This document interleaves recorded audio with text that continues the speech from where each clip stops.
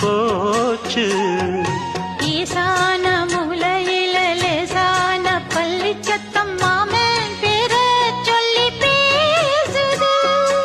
ஆறாத சோகந்தன்ன தீராம சேர்த்து வச்சு ஊரும் சேர்ந்து என்ன ஏசுது.